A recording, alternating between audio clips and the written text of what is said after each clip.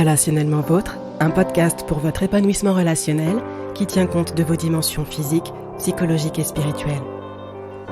Bienvenue sur ce 52e épisode de Relationnellement Vôtre. Nous poursuivons la série d'épisodes sur les relations professionnelles. Cette semaine, nous aborderons la souffrance au travail sous un autre angle, tout autant d'actualité, à savoir une souffrance liée à un management toxique. Est-ce que ça vous parle ? Vous êtes-vous déjà retrouvé contrainte d'accomplir une tâche qui incombe à votre N+1 ? Ou vous êtes-vous déjà senti blessé, voire humilié par les propos d'un supérieur hiérarchique ? Des études ont mis en évidence que la performance d'une entreprise, d'une société, dépend pour un tiers de l'ambiance au travail. Or, la responsabilité de cette ambiance repose en grande partie sur les épaules de la personne qui est à la tête de l'équipe, bien sûr. Et ces mêmes études ont révélé que les problèmes de communication ainsi que des conflits avec la hiérarchie sont l'un des principaux facteurs de nuisance au bien-être, au travail et à la performance des collaborateurs. Comme vous le savez, il existe différents types de management et certains s'avèrent être plus toxiques que d'autres. Tout d'abord, voyons ce que c'est que le management. Selon le droit du travail, le management vise à accompagner un collectif de travail en vue de la réalisation des objectifs qui sont assignés à l'entreprise. Dans ce contexte, il appartient au manager de définir les moyens de créer de la cohésion d'équipe, d'optimiser les ressources humaines en tenant compte des compétences et des appétences de l'ensemble des collaborateurs placés sous sa subordination juridique dans une logique d'efficience. Bon, on est d'accord que ce sont des termes propres au droit du travail. Alors, qu'est-ce qu'un management toxique ? Le management toxique désigne une forme de management qui affecte le bien-être et la performance d'une équipe de travail. Par ses actions, le manager en question détruit à la fois la dignité, la confiance en soi et les performances d'un ou de plusieurs employés. Le plus souvent, le management toxique se traduit par des critiques récurrentes et non appropriées, par une absence de reconnaissance, par une surcharge de travail ou même par des remontrances. Il peut aussi s'agir d'une agressivité latente, de discours non adaptés et d'autres piques quotidiennes injustifiées. On peut alors observer une ambiance anxiogène, donc créatrice d'anxiété, au sein de l'entreprise dont le management est considéré comme toxique. Sur le site Souffrance et Travail, vous trouverez une mine d'informations à ce sujet. Le lien du site se trouve en description de l'épisode et vous y trouverez aussi le lien d'accès à un document PDF sur les techniques de management potentiellement pathogènes, c'est-à-dire source de maladies. Les maladies en question peuvent être des troubles anxieux, un burn-out ou une dépression par exemple. Dans le livre « Le management toxique », Patrick Collignon et Chantal van der Vorst expliquent qu'un management devient toxique lorsqu'il place une personne dans l'incapacité de réaliser ses tâches et ses missions ou qu'il la soumet à une pression émotionnelle qui n'est pas directement liée aux tâches et missions qui lui incombent. Quand je reçois des personnes épuisées par un management toxique, une question revient souvent, même si elle est formulée différemment. Ça peut être « Pourquoi ai-je subi cette situation si longtemps ?» ou encore « Comment ai-je fait pour ne rien voir ?» ou « Pourquoi n'ai-je pas réagi plus tôt ?» Dans l'épisode de cette semaine, j'aimerais justement vous parler de 4 facteurs qui conditionnent notre positionnement vis-à-vis d'un responsable et ce qu'il est possible d'envisager pour chacun d'eux si vous voulez faire évoluer ce positionnement et éviter les regrets. Avant d'aller plus loin, j'aimerais juste faire une parenthèse avec 2 points rapides. Le premier point, c'est qu'il y a des formes très subtiles de pression, de moquerie et autres critiques déplacées de la part d'un manager. Ce n'est pas évident de les repérer, surtout si vous avez grandi au cœur d'un environnement familial dysfonctionnel et abusif. Votre seuil de tolérance au dysfonctionnement est malgré vous plutôt élevé. Du coup, c'est difficile de faire preuve de discernement. Le deuxième point, c'est que la culpabilité sert à se remettre en question quand on a mal agi. Or, vous n'avez rien fait de mal. Vous êtes exposé aux conséquences d'un management toxique. Vous n'êtes pas la cause de cette souffrance au travail. Par contre, vous pouvez faire évoluer cette situation. Alors, justement, voyons donc les 4 facteurs qui conditionnent notre positionnement vis-à-vis d'un responsable en commençant par les représentations erronées. Nos représentations concernant le travail, les places, les rôles et les limites de chacun sont étroitement liées à notre cadre de référence. Plusieurs représentations vont se créer à partir de ce qu'on a entendu, vu autour de nous et vécu durant notre enfance, notre adolescence, ainsi que nos premières expériences avec le monde du travail. Et certaines de ces représentations s'avèrent malheureusement être erronées. D'ailleurs, si je vous posais la question là comme ça, qu'est-ce qu'un responsable, un N+1 pour vous ? Quel est son rôle, sa fonction, ses droits, ses devoirs ? Quels sont les vôtres ? Les réponses seront tout aussi nombreuses et variées qu'il y a d'auditeurs à ce podcast, et c'est autant de possibilités de se faire des représentations erronées qui vont conditionner la manière dont on va se positionner face à un management toxique. Par exemple, ces représentations erronées peuvent porter sur l'importance donnée au travail. Vous avez sûrement déjà entendu cette idée que sans travail, on n'est rien, que le travail, c'est la vie, ou le travail, c'est la santé. Il faut absolument tout faire pour garder son travail, et donc l'idée associée, c'est je dois faire tout ce qu'on me demande, point. Un autre exemple de représentation erronée peut porter sur le pouvoir accordé aux managers et tout supérieur hiérarchique. Vous savez, c'est cette idée selon laquelle un responsable a tous les pouvoirs et donc il peut faire tout ce qu'il veut, même vous mettre à la porte du jour au lendemain. Par extension, ça signifierait qu'il faut faire tout ce que le N+ dit, sans poser de questions ni envisager de limites. On est bien d'accord que là encore, c'est une représentation erronée. Un dernier exemple peut concerner la confiance accordée à un manager. Cette représentation erronée consiste à croire que si le manager dit quelque chose, c'est forcément vrai. Donc s'il dit que je suis nulle, incompétente, bête, c'est qu'il a raison. Cette représentation erronée est terriblement destructrice en termes d'estime de soi et de confiance en soi.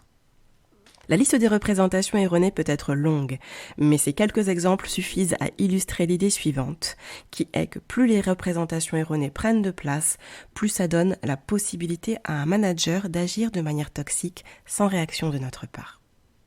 Face à une représentation erronée, la démarche la plus efficace, c'est de mettre en lumière la vérité en étayant cette version avec des éléments concrets, solides.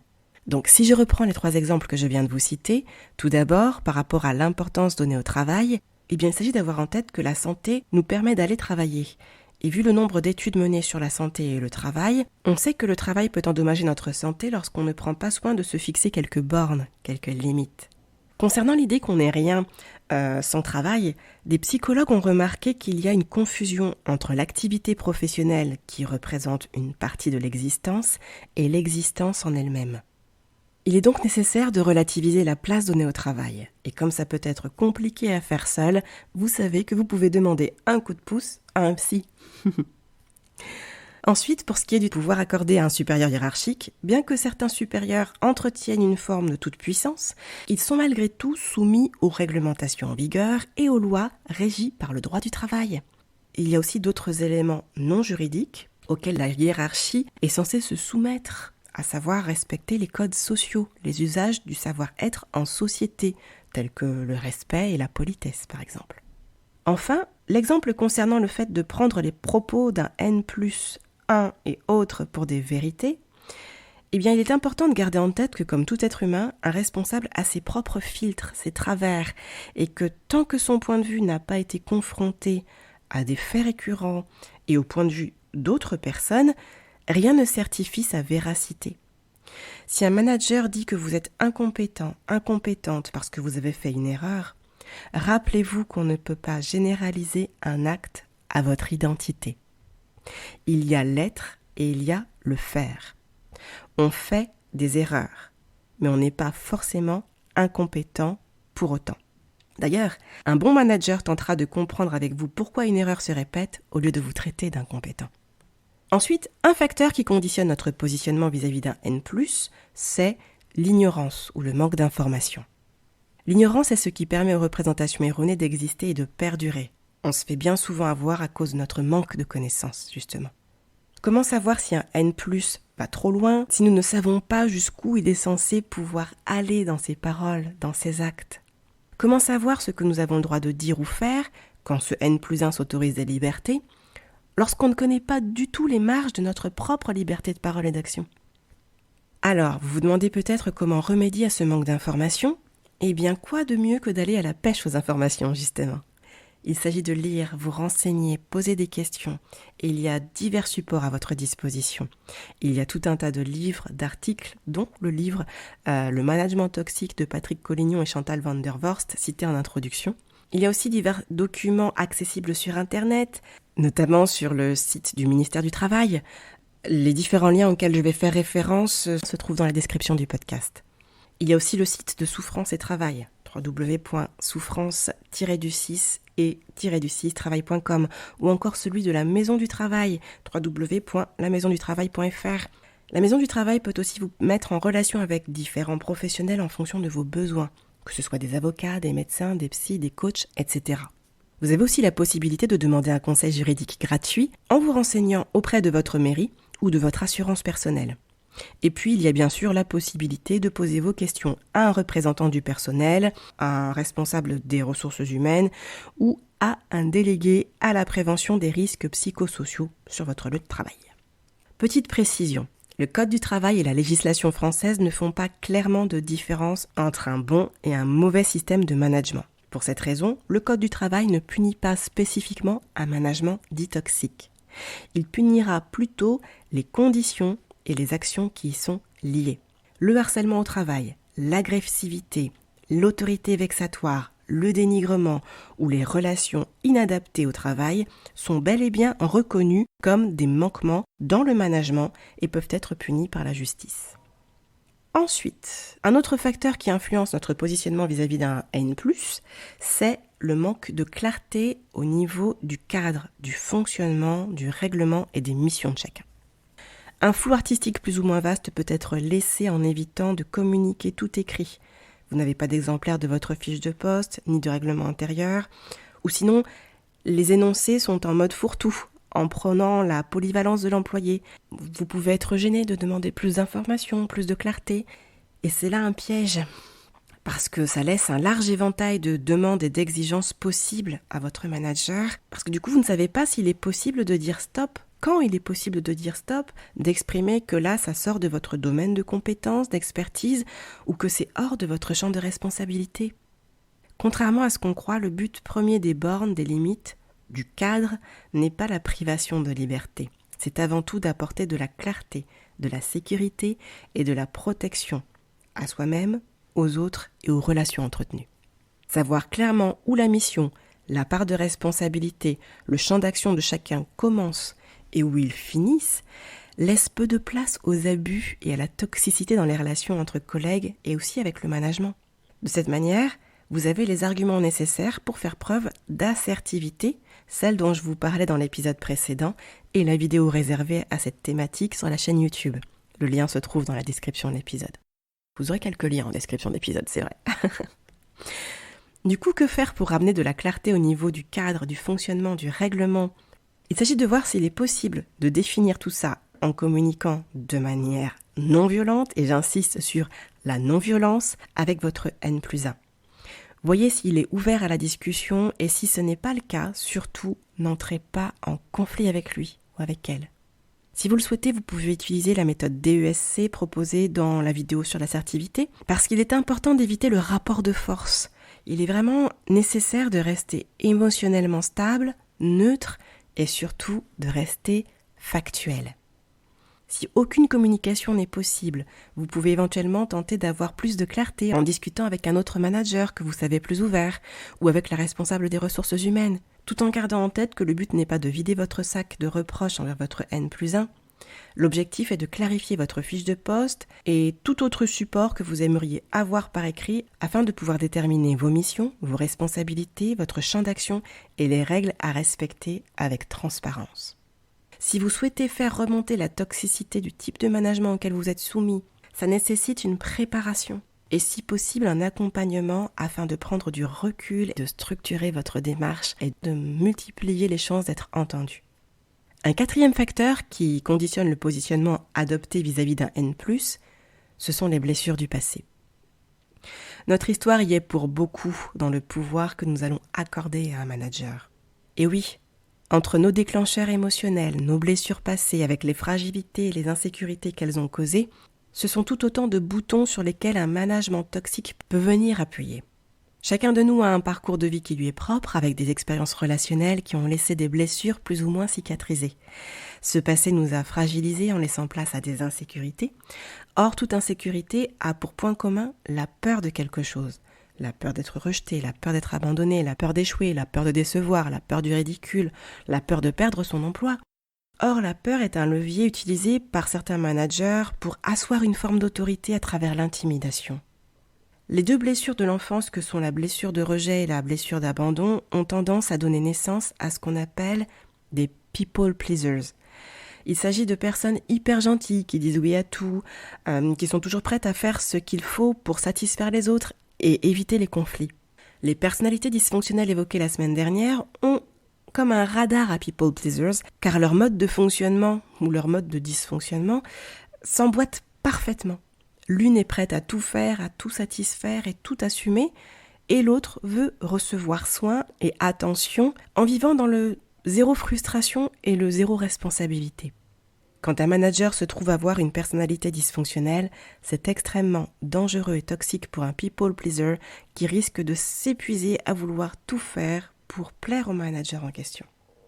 Le manque d'estime de soi, le manque de confiance en soi et donc le manque d'affirmation de soi sont aussi des boutons sur lesquels un responsable toxique peut appuyer pour asseoir une forme d'emprise à travers la critique destructrice, la dévalorisation et la mise en doute. Enfin, un dernier élément propre au passé dont j'aimerais vous parler, c'est le rapport à l'autorité.